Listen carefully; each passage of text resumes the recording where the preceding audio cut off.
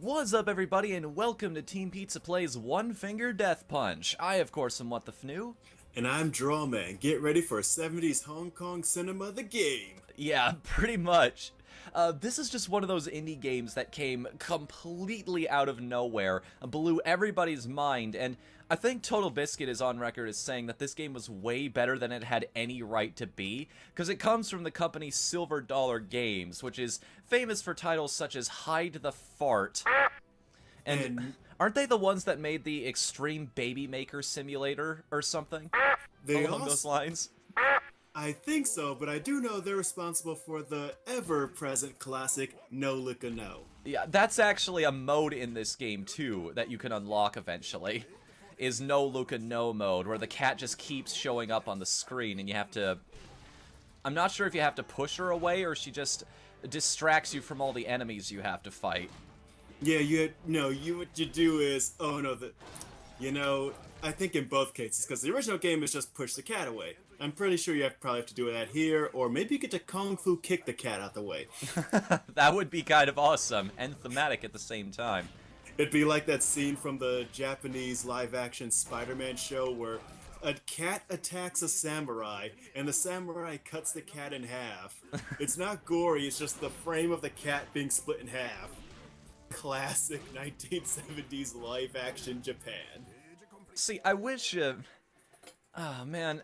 I wish this was still our natural reaction to the game, too. Like, our first impressions. Like, me showing you this in action, because we're seeing all of these awesome things happening on the screen, and it's lost most of its impact now. This is technically our second playthrough of the game, and I apologize that you're not going to be seeing our initial reactions, but the simple fact is that I screwed up again. The audio balancing on that was garbage. It did not sound good. Like, my mic was blowing out all the time, so instead of just posting that and making you all have to listen to that nonsense, I decided to sit back and re-record all of it. So, yay! It's gonna be less funny, but at least it doesn't sound terrible. So what you're saying is, our first impression of the game was so hype it blew out our mics. That's a good thing. Yeah. You can look at it that way. I always look on the light side. Always look on the bright side of death. You ever see that show, Ruby Gloom? No, actually. That doesn't even sound familiar to me. So Ruby Gloom was this adorable little chibi goth show wherein Ruby and her friends were living in this basically Tim Burton playland. And Ruby's philosophy was always look on the bright side. In fact, the intro theme is, let's look on the bright side of the dark side. It's a funny little show. One of her friends is constantly just having the worst luck. Like, you know in shows when groups of characters will be dancing on screen, and they all have a little signature dance to just show off their personality? Hers is just jumping out of the way of lightning strikes. Oh, it's tragic, but it's hilarious. Private Jammy from Fable 3, essentially. Yeah. And to make matters even more hilarious, there's a little bit where she's talking about, love and don't let your love go away, and she just goes like, don't let it leave you like it always leaves me. And I'm like, oh, that's sad, but hilarious. In fact, you ever see that show? What's that show called? Wander Over Yonder. Oh, I've heard of it. So, would you recommend it? Hell yes. It's sadly been canceled from what I've heard, but it's one of those shows that I just recently caught a glimpse of it, and what I saw was pure gold. It's made by Gendy Tartakovsky, the guy responsible for just storyboarding your childhood. Which shows has he worked on for the uninitiated, namely me? Dexter's Lab, Samurai Jack, Phosphorus Home. Okay, I'm sold. Please continue. Yeah. So Wander Over Yonder is basically a story of a little vagabond named well, okay, hold on. I gotta get his name again. I think his name literally is Wander. It's just the kid from Bastion, the wanderer from Oddworld Stranger's Wrath. No, that's the stranger, sorry. He's like Chara from Undertale. He doesn't have an actual name. Yeah, his name is literally Wander. and he just travels through space, having fun little space adventures. And he has this little talking horse dragon, that's his basically the Wanda to his Cosmo. I, what? A horse dragon. Yes, a horse dragon. I, They're in space. I let it slide. Sorry, that took me a second to process. Yeah, it's done in that like it's done in the classic Gendy art style, so it really just flows together well. But yeah, she's a fantastic character who properly face palms every time Wander suggests doing anything. And you know their deal is just they have their little fun space adventures. One of their villains is named Lord Hater. Lord Hater. His name is Lord Hater. That's great. Sounds like my daily life on the internet. To be fair, my community's actually, well, I guess our community, sorry, I should be proper about this, has actually been pretty cool to us so far. Like, not many people on this channel just straight up be jerks. I mean, there was that one guy on one of the Darkest Dungeon videos where he just said fucking idiots, disliked the video, and never went to another one, which, not sure what I was supposed to take from that or how I was supposed to fix the perceived problem, but okay. Good on you for expressing your opinion. That's more than most people do on most YouTube videos they watch. I mean, it's like we appreciate the commentary. You gotta wonder how much different this site would be if everybody actually remembered to like or dislike any video that they went to.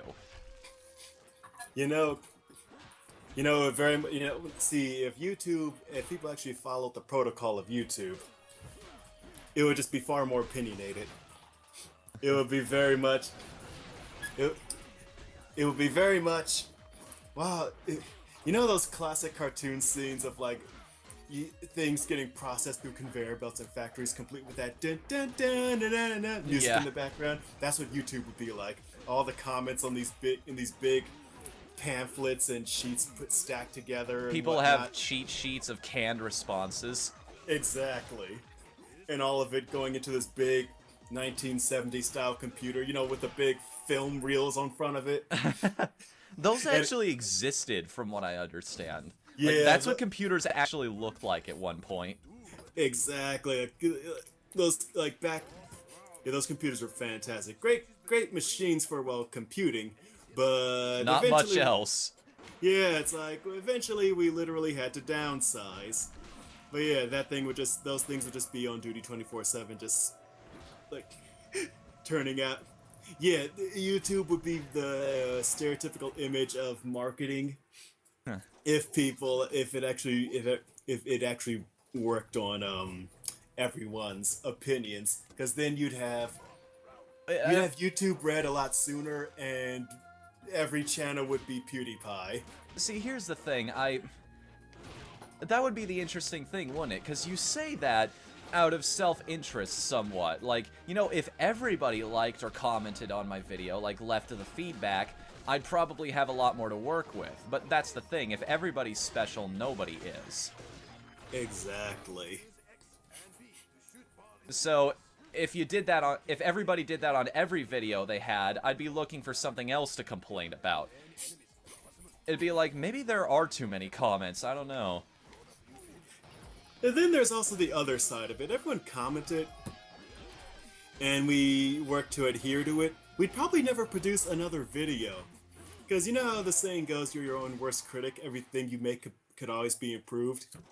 That's how it would be, but it would be based on criticism. It would be, okay, Fnu, lose the glasses. No, keep the glasses. Alright, include drama and more. No, include him less. John's gay, show us your butt.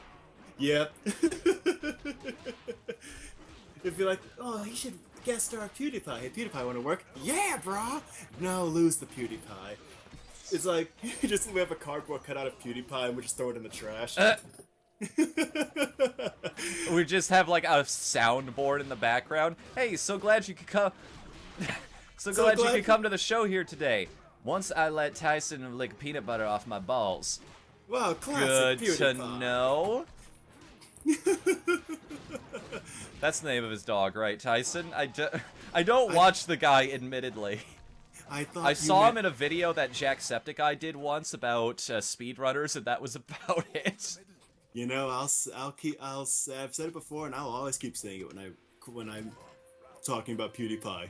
All I know is that he's Swedish and that he made a rape joke, and everyone hated him for it. And it's like, and again, I bring that up because for a while, when I got into watching YouTube videos, and by YouTube videos I mean actual people on YouTube like Smosh or John Tron, and all I heard was, "Oh, these guys are lame, but at least they're not like that filth PewDiePie." Sorry, every time I see that animation, it's still awesome. No, that animation is so good. Like it's like at least they're not like that utter garbage PewDiePie. To be fair, things have turned around since then. Like, here's the difference between... both PewDiePie and Darkside Phil have made terrible jokes in the past. The difference is PewDiePie regrets it. Yeah, he's actually improved, and honestly, I never heard the joke myself, so I have no room to judge, and I've made terrible jokes 24/7. Yeah. Half of them have like, to be I edited out of guarantee the you show. half the shit you've said is worse than anything that's come out of PewDiePie's mouth, and nobody's gotten on our case about it so far. Exactly, but if you want to get on our case... No. Those are comments I'd rather not read. Thank you very much. Me neither. In fact, last time we were playing this... I'm such a fucking hypocrite. Like, you can comment as much as you want, as long as it's something I want to read. I know, you can say whatever you want, as long as we like it. Last time we were playing this, we were talking about the 3 things you just don't talk about on YouTube. You know, Gamergate, politics, MLP. Because it's like inviting a vampire into your house, and it drains the life out of you. Yeah, it can only... Yeah, a vampire can only hurt you if you invite it into your house. That's kind of how YouTube comments work. It's like, you just don't tempt fate. You don't give people a reason to leave negative feedback, and chances are they won't. Most of the time. Mostly. They mostly respond to your comments. Mostly. For those of you who get that reference, we thank you. Oh, by the way, speaking of really cool comments, though, Go on. did I tell you that one of the developers of Renowned Explorers actually saw our latest episode? They did? Like, the first episode of the new Pinhedro run-through. No. They actually commented on that. And he said, Pinhedro, the evil brother to Pedrinho. And he actually provided a way of spelling it. I was like... I felt kind of... Because I don't blame him for not having the time to watch every single episode and understand the in-joke. Uh-huh. So I just explained it to him in a comment. It's like, no, this is where it comes from. Like, we know we're being idiots, is the thing. We're not doing it maliciously or anything. But we're so happy that you're watching our video! It's starting to lose its luster, honestly. Like, the more I actually become a part of this community, and the bigger the numbers start to get, I'm starting to get to the point where it's like, yeah, cool. It's like the guy who actually made the game watched our video and said he had a ton of fun watching it and seeing people enjoy it. Yes! But you start to understand that, like, he's an indie developer. That's just how things go. Like, that's how you build a community. Instead of thinking, like, Senpai noticed me, it's more along the lines of, yeah, I do the same sort of thing for people who have played our games in the future. You know, I agree. I agree. But at the same time, for me, it will never lose its luster for when Senpai notices. Because it's like, I don't know, I've just gone through so much of my life cycle with, hey, it's like, remember, I was on DeviantArt, I still am, and you can send notes to other Deviants, and they can choose to respond. So I sent a note to an artist I enjoy named Matt Frank, otherwise known as Kaiju Samurai. He does great Godzilla art. So I asked him, could you critique my work? I really think you're awesome. And he responded with, yeah, I think that's great. That's cool. Here's some pointers. And I was like, oh my god. He responded. Senpai actually noticed. And I've been putting to good work, bad. I've been using a lot of his pointers to this day and beyond. And it was just like, oh my god. It was like, you know, those episodes of Hey Arnold. Oh, you know, in Hey Arnold, what Helga would, you know, get a compliment from Arnold, and she just went. That was pretty much my response. You know, I guess it is the same sort of thing. Like back in the way back in the day when this was still when the main Whatthefnu channel was still a dedicated Let's Play channel, and I thought that's what I was going to be doing for the rest of my career. Yeah. I think it was around like 500 subs. I contacted Lucachin. I was like, you know, I think I'm finally at the point where I can start asking for advice. Like I can be like, hey, can you look at my content and tell me what I'm doing right and what I'm doing wrong? Yeah. She never responded, and I think I know why. First off, guys like her, or let me start that sentence again. I know. I think you had the best response. Go on. The first problem is I contacted her through YouTube messages. Oh yeah. I do that too. Don't worry. Which did anybody even read those even back in their heyday? Like honestly now. Well. Second, she probably gets messages like that all damn day from people that had maybe even less subscribers than I did, being like, hey, can you look at my content? I don't have enough time. I gotta produce videos of my own. And speaking of producing videos of your own, next time on Team Pizza Plays One Finger Death Punch, I talk about the time I met Abraham Lincoln. Yeah, I loved that movie. It was killed really, a lot of vampires. It was awesome. I was like, Lincoln Senpai, can I wear your hat? And he's like, sure. And so I put it on. It's like, I feel so powerful. The hat is actually where he stores his abilities. Exactly. It's sort of like the suits, the heroic suits from SpongeBob. You wear it and you gain his powers. Yeah. All of a sudden, you gain a southern drawl and can just deliver fantastic, earth-shattering speeches. Want to see me free the slaves? Want to see me do it again? See you later, everybody. I love SpongeBob.